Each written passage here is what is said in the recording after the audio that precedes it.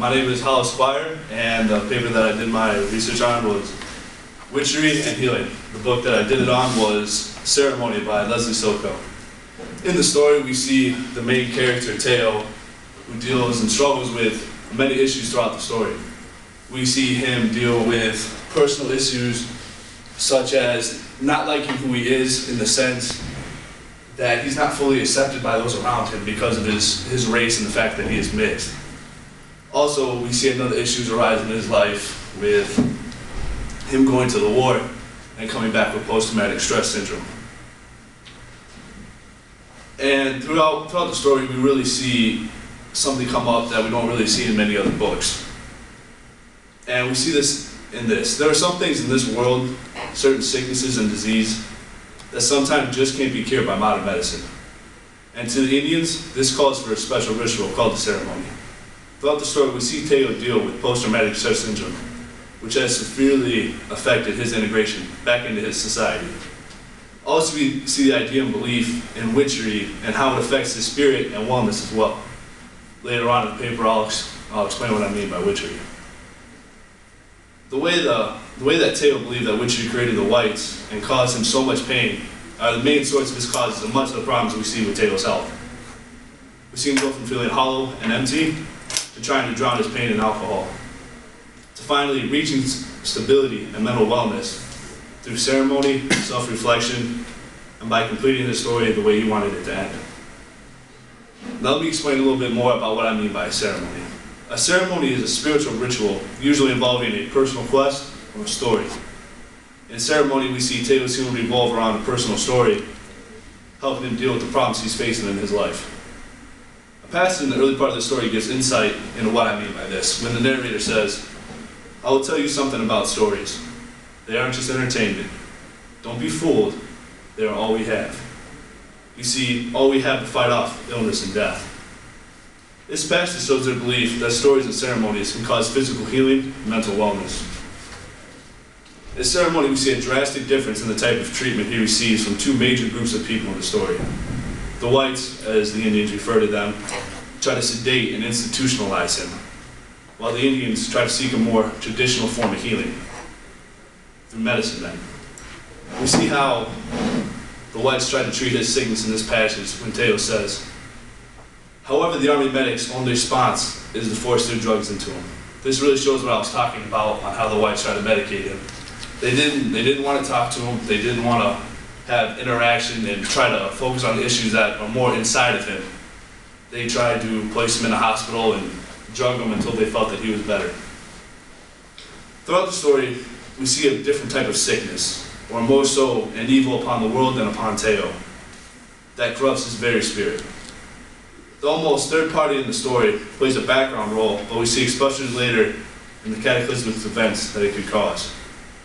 We start to see some of this power and effect in the passage when the narrator says, "Then they grow away from the earth, then they grow away from the sun, then they grow away from the plants and the animals. They see no life, they see only objects. The world is a dead thing. For them, the trees and rivers are not alive. The deer and bear are objects. They see no life." This passage speaks of the curse the witch put upon the land. It talks about the white man coming to America, the white man who's the root of almost all of Hyle's problems. From all of Hyle's unrest, from coming here and stealing his land and leaving the Indians nothing, to fighting their wars and making him feel that if he went off and he fought their wars and he fought for their country, that he'd be accepted and be integrated more so into society. But that's what gets Hyle the most, because when he came back, things were just as they were before. He wasn't accepted, he had to wait last in line, and they were put into the background of society. Towards the end of the story, we start to see Hyle start to heal himself and from all the powers of witchery, and that is to finish his story his way. The way witchery wants the story to end is they want his story to end like every other story. They want it to end with good killing evil. They want it to end with bloodshed. They want it to end ultimately with death. But Hyle, he chooses the more difficult path in life. He chooses to have life. He chooses to let the world deal naturally with itself. And we see this when we hear Teo say, "The moon was in a cloud bank.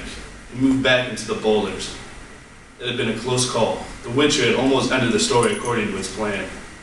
Teo had almost jammed the screwdriver into Emo's skull the way Witcher had wanted, savoring the yielding bone and membrane as the steel ruptured the brain. Their deadly ritual for the autumn solstice would have been completed by him." This passage tells how the Witcher wanted to end, how it wanted it to only end with death, and be the final ending for Teo's story, no matter who it was that died. It wanted him to lose control over his own story and his life, and kill Emo so that his story would end like all the other white stories. But Teo perseveres through guidance from the medicine man and his own willpower. He chooses against this and decides to finish his story his way, the Indian way. Towards the end of this book, we start to see more of the reasons why Teo feels that he is ill, and that is because of witchery in the world. They believe that it was witchery that brought the evil to this land, which is the whites and drying up of the earth. Teo believes that he is ill because now he wants the witch in the story to end with him ultimately being too weak to save himself.